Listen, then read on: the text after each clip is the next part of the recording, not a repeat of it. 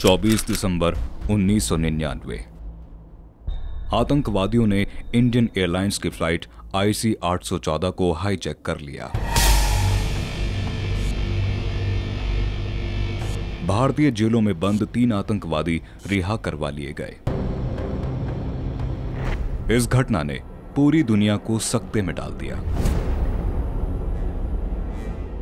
आज 24 घंटे में 24 दिसंबर के 24 घंटों की कहानी, जिसने हिंदुस्तान के सियासी हलके में भूचाल ला दिया।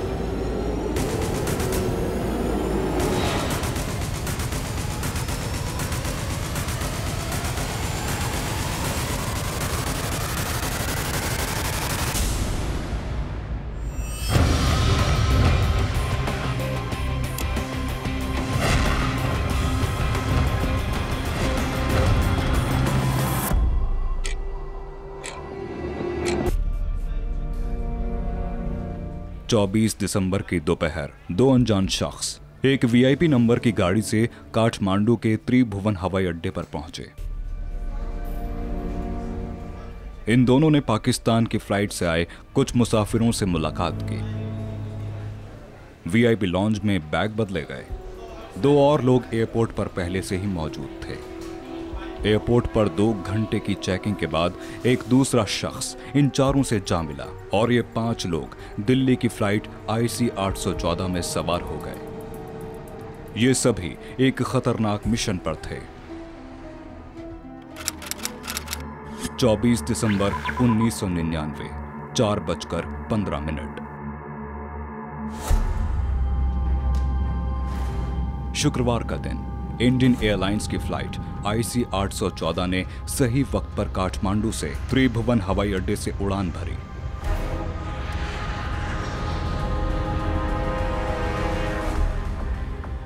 दिल्ली के लिए रवाना हुई इस फ्लाइट में 176 यात्रियों के साथ 15 क्रू मेंबर थे, लेकिन इनमें से किसी को ये नहीं मालूम था कि आने वाला वक्त कभी न भूल पाने वाले हादसे में बदलने वाला है। आपने काठमांडू की बात की तो मैं इसीलिए आपके नज़र में ये लाना चाहता था कि वो एक ISI का तो हब है ही, और बाकी जो यहाँ से जो कोऑर्डिनेशन हो सकता था, जो सपोर्ट मिल सकता था कुछ हमारे ही देशद्रोहियों से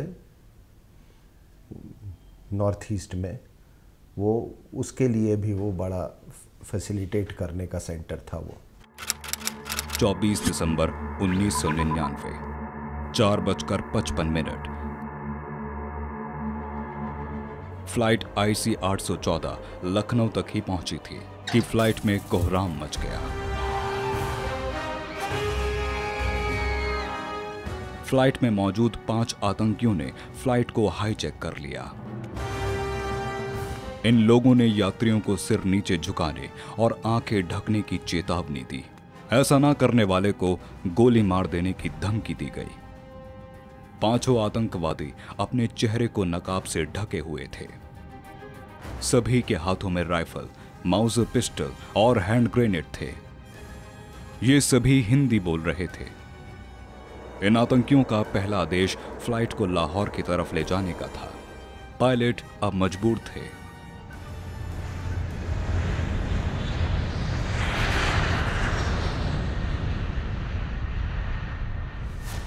क्रिसमस से एक दिन पहले की शाम गृह मंत्री लाल कृष्ण आडवाणी दफ्तर की कुछ फाइलें देख रहे थे।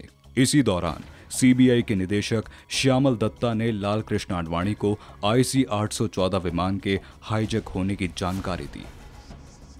इस घटना की जानकारी मिलते ही कैबिनेट सेक्रेटरी प्रभात कुमार की अध्यक्षता में क्राइसिस मैनेजमेंट की बैठक बुलाई गई।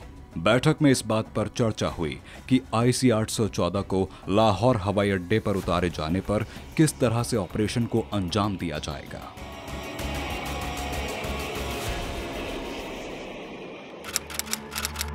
चौबीस दिसंबर 1999, 6:04।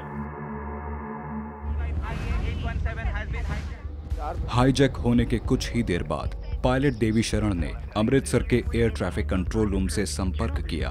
पायलट ने जानकारी दी कि फ्लाइट में 1 घंटे की उड़ान का ही फ्यूल बचा है। इतने फ्यूल से लाहौर नहीं पहुंचा जा सकता था।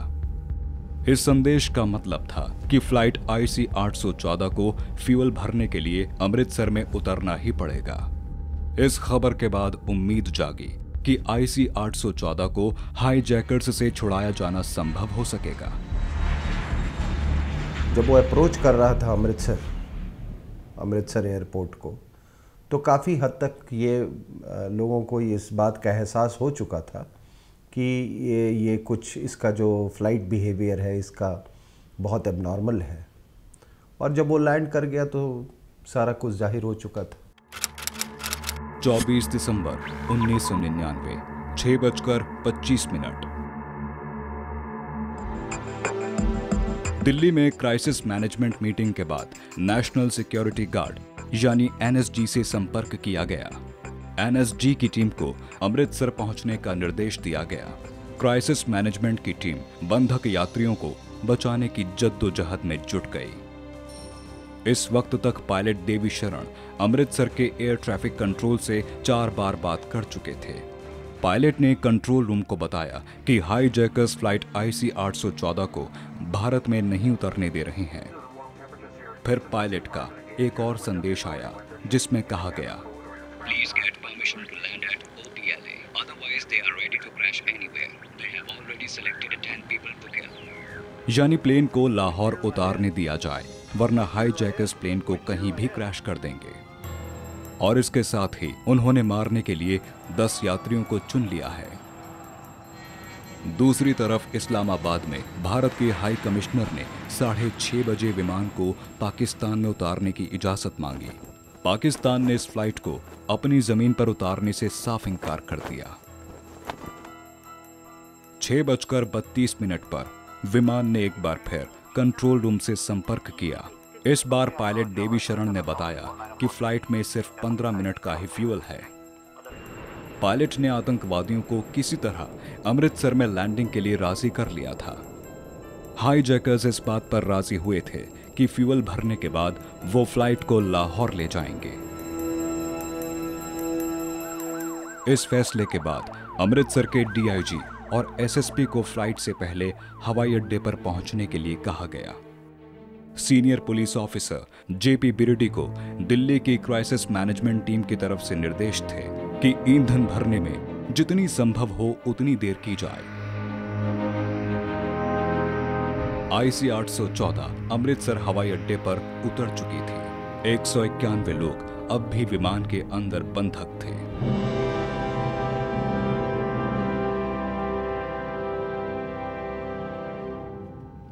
क्राइसिस मैनेजमेंट ग्रुप जो उस समय मिले थे, उस समय इस बात पर एक डिसीजन शायद अराइव हुई थी कि इस प्लेन को अमृतसर में इमोबिलाइज कर देना है। 24 दिसंबर 1999, फ्यूल भरने में जानबूझकर देर की जा रही थी। एयर ट्रैफिक कंट्रोल रूम से कैप्टन देवी शरण दर्जनों बार ईंधन भरने के लिए कह चुके थे। कैप्टन ने बताया कि आतंकवादी उन पर जल्दी करने के लिए दबाव बना रहे हैं, मगर थोड़ी ही देर में कैप्टन के अगले संदेश ने सबके होश उड़ा दिए। उन्होंने बताया कि They had started killing passengers. Why don't you understand our problem? Send the Bowser fast. यानी हाईजैकर्स ने लोगों को मारना शुरू कर दिया है। हमारी तकलीफ को समझ क्यों नहीं रहे हो? फ्यूल टैंकर जल्द भेजो। इस मुसीबत से निपटने के लिए पंजाब पुलिस ने पहले से ही अपनी पोजीशन ले रखी थी। NSG टास्क फोर्स ने भी अपनी पोजीशन संभाल ली थी। एंटी हाईजैकिंग हथियारों के साथ ये टास्क फोर्स IL-76 एयरक्राफ्ट से अमृतसर की उड़ान भरने के लिए तैयार थी। लेकिन जिन 2 वार्ताकारों को आतंकियों से बात करने के लिए चुना, वो कहीं नहीं थे। टास्क फोर्स ने 30 मिनट तक वार्ताकारों का तब तक इंतजार किया जब तक क्राइसिस मैनेजमेंट ने बिना वार्ताकारों के जाने का आदेश नहीं दे दिया। 24 दिसंबर 1999, 7:55। ये कभी साफ नहीं हो सका कि NSG को अमृतसर पहुंचने में इतना वक्त क्यों लगा। NSG के मुताबिक उन्होंने दिल्ली के पालम हवाई अड्डे से 7:55 पर उड़ान भरी थी, जबकि अमृतसर में खबर दी गई थी कि एनएसजी पहले ही उड़ान भर चुकी है।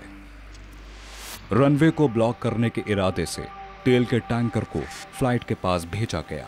जब ड्राइवर टैंकर को तेज चला रहा था, उसी वक्त वॉकी टॉकी से स्पीड कम करने के आदेश दिए गए, लेकिन ड्राइवर ने स्पीड कम करने की बजाय टैंकर को वहीं रोक दिया। इस पूरे ड्रामे को देखकर आतंकियों को शक हो गया और हाईजैकर्स ने गन पॉइंट पर बिना क्लियरेंस और ईंधन लिए पायलट को फ्लाइट IC 814 को उड़ाने के लिए मजबूर कर दिया। एक चीज़ ज़रूर इसमें उभर के आती है कि कहीं पे बहुत कोऑर्डिनेशन का कमी था। अगर क्राइसिस मैनेजमेंट ग्रुप अगर वो चाहती थी कि हम इमोबलाइज हो जाए, तो जितने उसमें प्रिंसिपल जो एक्टर्स थे उन सबको उसकी जानकारी शायद नहीं दी गई थी, या ये भी हो सकता है कि कुछ इसमें हमारे यहाँ कुछ प्रिंसिपल एक्टर्स जो हैं वो भी सबवर्टेड हो गए। 24 दिसंबर 1999 7:59। फ्लाइट में यात्रियों में रचना और रूपिन कत्याल भी मौजूद थे। दोनों नेपाल में हनीमून मनाकर दिल्ली लौट रहे थे। हाथापाई के दौरान रिपन को हाईजैकर्स ने चाकू मारकर घायल कर दिया। मजबूरी में रनवे पर रुके टैंकर से कुछ ही फीट की ऊंचाई से बचते हुए फ्लाइट ने उड़ान भरनी शुरू कर दी। असहाय अधिकारी फ्लाइट को अमृतसर से उड़ान भरते देखते रहे।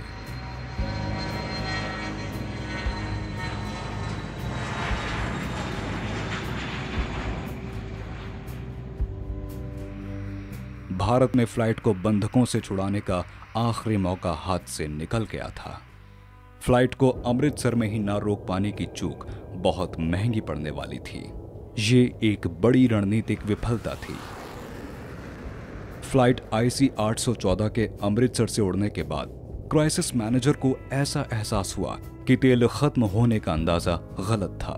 15 मिनट का तेल बचा होने के पायलट के संदेश के बाद भी 29 मिनट के बाद फ्लाइट ने अमृतसर में लैंड किया था और इस बीच भी रनवे पर इंजन बंद नहीं थे।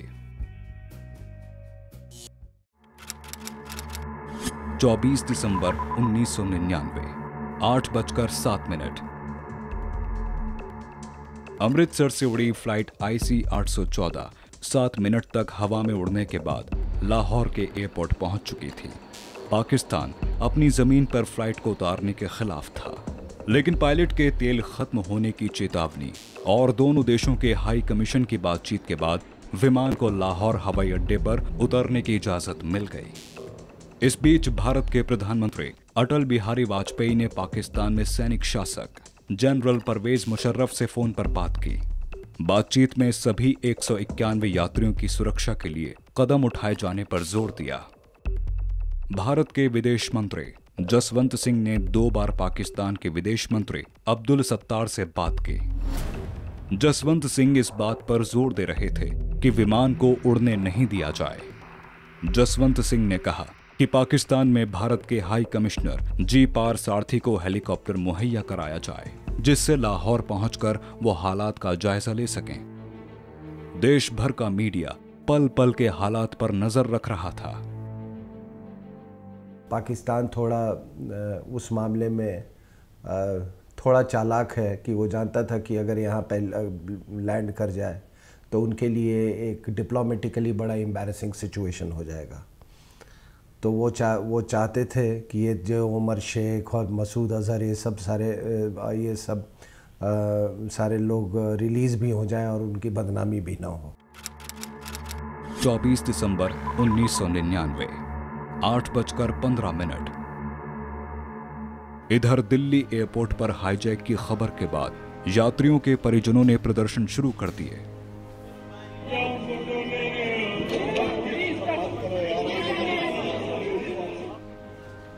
सवा 8 बजे परिजनों को बताया गया कि फ्लाइट लाहौर में लैंड हुई है। अब हाईजैक विमान लाहौर से भी उड़ने के लिए तैयार था। भारत के हाई कमिश्नर पार्थ सारथी 2 घंटे बाद हेलीकॉप्टर में सवार हुए थे। ठीक उसी वक्त हाईजैक विमान के पायलट ने लाहौर से उड़ान भरने का संदेश दिया। विमान को हाईजैक हुए 5 दिन हो चुके थे। सरकार पर बंधक यात्रियों को छुड़ाने का दबाव बढ़ रहा था। वार्ताकारों से चल रही बातचीत किसी नतीजे पर नहीं पहुंच रही थी। अब सरकार पर दबाव बढ़ाने के लिए आतंकियों ने यात्रियों को मारने के लिए चुनना शुरू कर दिया।